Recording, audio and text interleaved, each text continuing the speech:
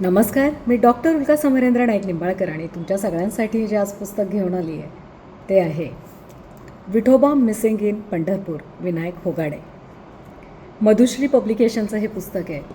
विनायक होगाडे यांचं डिअर तुकोबा हे मी पुस्तक वाचलं आणि मला लेखकाची लिखाणशैली खूपच आवडली आणि मग या लेखकाची अजून कोणती पुस्तकं आहेत म्हणून मी हे पुस्तक मागून वेट करून अक्षरशः वाट बघून हे पुस्तक आल्यानंतर हातात घेतलं आणि गेले काही दिवस मी त्याच्याच काय म्हणूयात आपण त्याच विचारात आहे, त्याच भावधारेत आहे.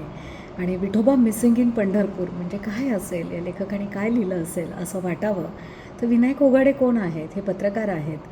सकाळ, times internet, Loksatta, BBC Marathi या ठिकाणी त्यांचा कामाचा अनुभव आहे आणि त्यांची फिलिंग अस्वस्थ, ओ माय गोडसे आणि डिअर तुकोबा ही 3 पुस्तकं प्रकाशित झालेली आहेत. डिअर तुकोबा या पुस्तकाच्या 10,000हून अधिक प्रतिंची विक्री झाली आहे आणि हे सुद्धा पुस्तक खूप सुंदर आहे. या पुस्तकाबद्दल प्रवीण बांदेकरांनी खूप छान लिहिलेलं आहे. सगळं मी नाही वाचून दाखवते, पण आपल्या लेखकत्वाचे भान असलेले आणि संत परंपरेतून गवसलेल्या शब्दांचे आणि मूल्यांचे सामर्थ्य जाणून असलेल्या या लेखकाची ही कादंबरी मराठी कादंबरीच्या वाटचालीत नक्कीच एक महत्त्वाचा टप्पा ठरेल. कादंबरी लिखाण कसं असावं? आपण जे म्हणतो ना निकष असतात, जे साहित्याचे विद्यार्थी आहेत त्यांना माहिती असेल की कादंबरी आपण वेगवेगळ्या अँगल्सने त्याचं मूल्यमापन करतो.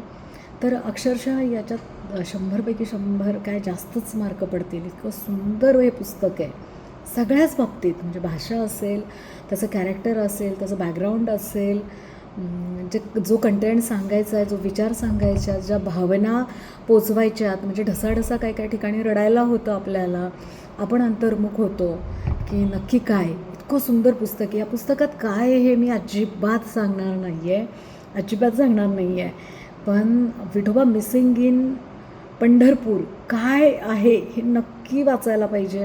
नक्की वाचा, खूप आवडेल याची नक्की गॅरंटी आहे मला तर खूप आवडलं हे पुस्तक.